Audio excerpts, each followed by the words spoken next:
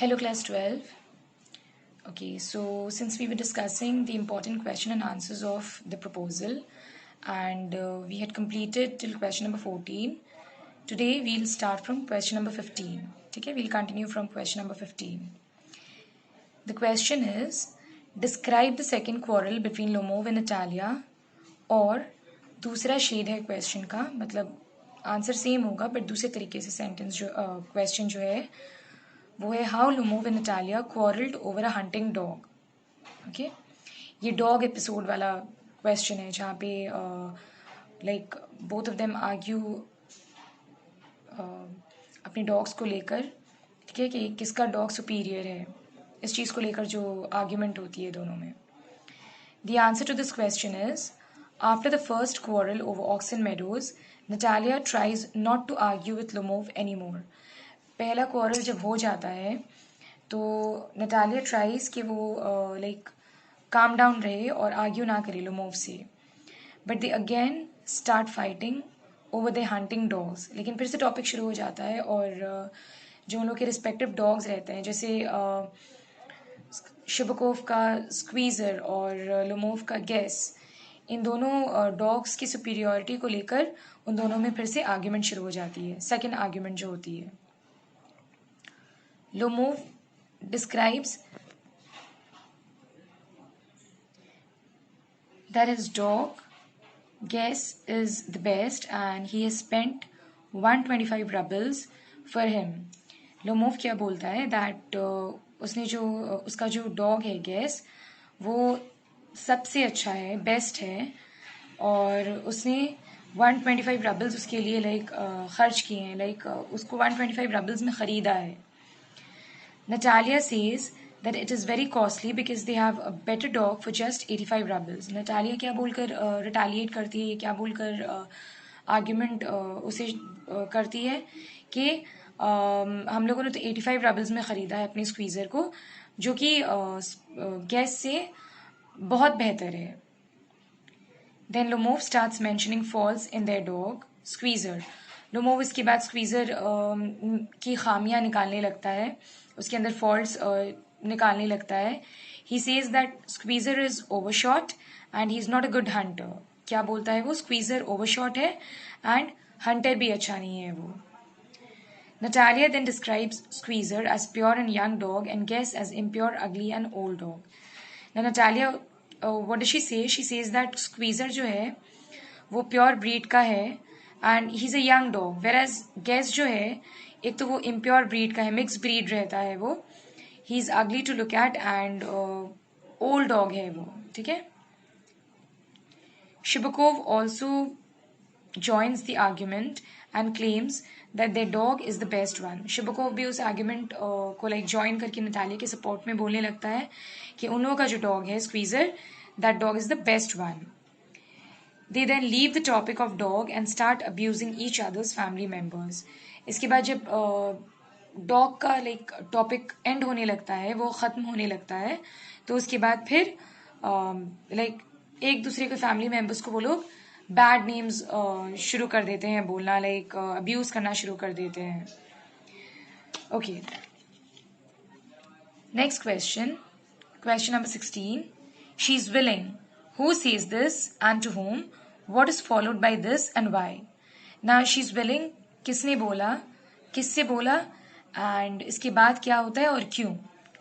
The answer to this question is, in Anton Chekhov's play The Proposal, Shibakov says this to Lomov. Shibakov ये बात Lomov से बोलता है. Lomov suffers from palpitations. जब बहुत ज़्यादा आर्ग्यूमेंट बढ़ जाती है तो पैल्पिटेशंस आने लगते हैं, धड़कनें तेज़ हो जाती हैं, उसकी प्रेशर उसका शूट करता है. When the argument over dogs becomes very furious, Lomov goes under a nervous breakdown and temporary unconsciousness. Like उसको ऐसा उन लोगों को लगता है कि वो नटालिया को ऐसा लगता है that he's dead, but उसको temporary unconsciousness आ जाती है, बेहोश हो जाता है वो. When he recovers, जब होश में वापस आता है, Shibakov asks him to hurry up and get married as Natalia is willing. Shibakov जल्दी से बोलता है कि जल्दी से उठ जाओ तुम and get married to Natalia because Natalia भी she has given her consent. वो अपनी रजामंदी दे चुकी है. She also eagerly wants to marry you. Lomov still does not understand what is going on. Lomov अभी भी पूरी तरीके से होश में नहीं आया है, so he doesn't know what is going on. क्या चल रहा है उसको समझ में नहीं आता है. He follows शिबुकोव्स instructions. शिबुकोव जो बोलता है वो उसको फॉलो करता है. And get married to Natalia at last. और आखिर में नटालिया से शादी कर लेता है. ओके, नेक्स्ट क्वेश्चन है question number 17. Discuss the play the proposal as a satire. How is the proposal a great comedy. Proposal को लाइक सटायर इसमें शेकव ने सटायर कैसे यूज किया है और प्रपोजल को एक ग्रेट कॉमेडी भी हम लोग कैसे मान सकते हैं. The answer to this question is satire is the use of humor, irony, exaggeration, or ridicule to expose and criticize people's stupidity, particularly in politics. Now, satire क्या है? It is the use of humor, comic element जो होता है, irony मैंने तुम लोगों को इसकी प्रीवियस वीडियो में बताया था what irony is. एग्जैजरेशन, कोई भी चीज़ बहुत ज़्यादा स्ट्रेच करके एक चीज़ को लेकर, अब जैसे प्रपोजल में प्रपोजल को बहुत ज़्यादा स्ट्रेच कर दिया गया. कहाँ तो वो फर्स्ट जब आता है लोमोव एंटर करता है शिबुकोव के घर में, तभी वो प्रपोजल लेकर आता है. लेकिन इसके बाद इतनी बातें बढ़ जाती हैं, एग्जैजरेट हो जाता है सब कुछ. और रिडिक्यूल टू एक्सपोज, किसी भी तरीके से लाइक रिडिक्यूल या sarcastic वे में बोलना, टू क्रिटिसाइज पीपल्स स्टुपिडिटी, बेवकूफ़ी को सामने लेकर आने के लिए ज़्यादातर पॉलिटिक्स में यूज़ किया जाता है ये. Chekhov uses satire in the play the proposal. Chekhov ने अपने प्ले प्रपोजल में सटायर का यूज़ किया है, इस्तेमाल किया है.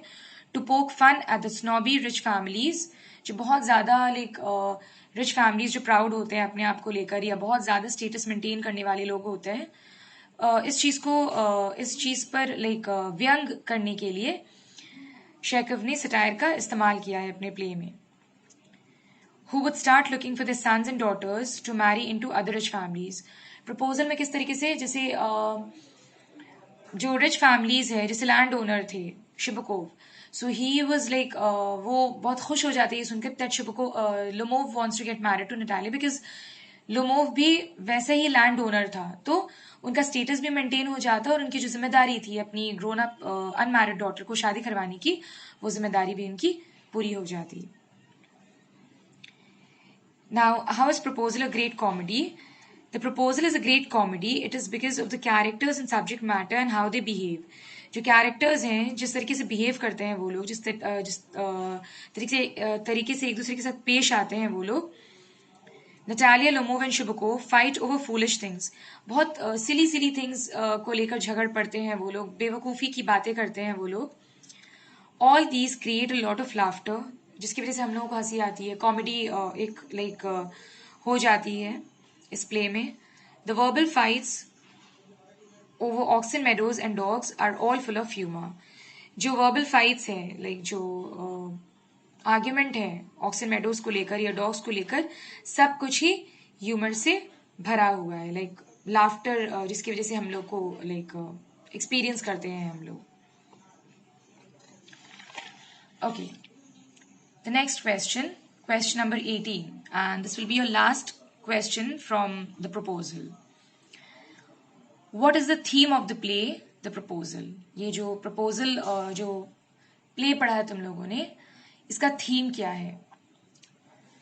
The answer to this question is the one-act play The Proposal throws light on the lifestyle of the landlords of Russia in the 19th century. सबसे अहम चीज, सबसे इम्पोर्टेंट चीज, 19th सेंचुरी में जो रशिया, जिस टाइम पर जिस तरह का था रशिया, और उस वक्त जो लैंडलॉर्ड्स लोग जिस लाइफस्टाइल को फॉलो करते थे, इसी लाइफस्टाइल को दर्शाया गया है इसमें, दिखाया गया है इसमें by Anton Chekhov. The farm labourers worked on their farms. जो फार्म लेबरर्स रहते हैं अपने फार्म में लाइक काम करते हैं वो लोग. So these landlords led a life of ease and comfort. तो लैंडलॉर्ड्स लोगों को कुछ करने की जरूरत नहीं पड़ती थी, तो वो लोग अपनी लाइफ जो थी बहुत ईजिली और कंफर्टेबली लीड करते थे. In fact they led an idle life. एक बहुत लाइक आइडल जिंदगी वो लोग बिता रहे थे, मतलब कुछ करने को नहीं है, और ना काम करना है, ना हार्ड वर्क है, ना पेनेंस, कुछ भी नहीं है, ठीक है। तो बहुत लाइक आइडल सी जिंदगी वो लोग बिताते थे, जिसमें इतना वक्त रहता था उनके पास कि लाइक दूसरे क्या कर रहे हैं ये देखना, या फिर बहुत सिली सिली इशू को लेकर डिस्कस करना या आर्ग्यूमेंट करना, ये सारी चीजें उन लोगों की आदत बन गई थी। They were full of vanity and pride, बहुत घमंड था उन लोगों में। और वैनिटी मतलब हर हर तरीके से अपना स्टेटस मेंटेन करना चाहते थे वो लोग। दे क्वारल्ड ओवर पेटी थिंग्स, बहुत छोटी छोटी चीजों को लेकर झगड़ पड़ते थे वो लोग। In the play we see that Lomov and Natalia have a dispute over a piece of land. हम लोग प्ले में क्या देखते हैं, Lomov and Natalia is fighting over a piece of land, एक जमीन, छोटी सी जमीन को लेकर वो लोग आर्ग्यूमेंट कर रहे हैं, लड़ पड़े हैं वो लोग। They quarrel again over the qualities of the dogs. इसके बाद फिर वो जब इशू खत्म होता है तो दूसरा इशू क्या मिल जाता है उन लोगों को, डॉग का, कि किसका डॉग किससे बेहतर है। Chubukov Natalia's father instead of pacifying them, और शुबकोव क्या करता है, नटालिया का जो फादर है, इंस्टेड उन लोगों को रोके वो खुद ही ज्वाइन कर लेता है उस फाइट में नटालिया के सपोर्ट में, और लोमोव से लड़ने लगता है। He and Lomov abuse each other. Lomov और वो क्या करते हैं, एक दूसरे को अब्यूज, बैड नेम्स कॉल करने लगते हैं वो लोग। An unmarried grown-up daughter was considered a great burden by the parents. Now एक ऐसी लड़की जो लाइक ग्रोन अप है एंड शी इज अनमैरिड, ये एक बर्डन के तौर से देखी जाती थी उस टाइम पर, कि पेरेंट्स के ऊपर बोझ है। ऐसी लड़की जो लाइक अनमैरिड है और she is grown up, like उसकी एज हो चुकी है। And an aged bachelor was looked down upon society, ठीक है। और एजेड बैचलर जो थे होते थे उस वक्त, वो भी लाइक एक ही was looked down upon in society. So this theme has been presented nicely in the play. ये थीम जो है ये बहुत अच्छी तरीके से प्रेजेंट किया गया है प्ले में बाय एंटन चेखव, ठीक है। कि 19th सेंचुरी रशिया का दिखाया गया है, उस वक्त कैसा माहौल था, किस तरह का एनवायरनमेंट था, कैसे लोग थे उस वक्त। लैंड ओनर्स को मेनली दिखाया गया है इसमें, और अनमैरिड ग्रोन अप डॉटर भी बर्डन कंसिडर की जाती थी उस वक्त। और साथ में एक एजेड बैचलर भी जो होता था, लाइक ऐसा लाइक एक ऐसा लड़का जिसकी एज हो गई है, शादी नहीं हुई है, उसको भी लाइक सोसाइटी में इज्जत की निगाह से नहीं देखा जाता था। तो यही मेन थीम है द प्रपोजल का, जो कि बहुत अच्छे तरीके से प्रेजेंट किया गया है by Anton Chekhov in his play the proposal. Okay, class 12, when I post the images of these question and answers, please write them down in your notebooks and go through the explanation, read it by yourself once again, ताकि और अच्छी तरीके से समझ में आए। And that's it for today. Thank you.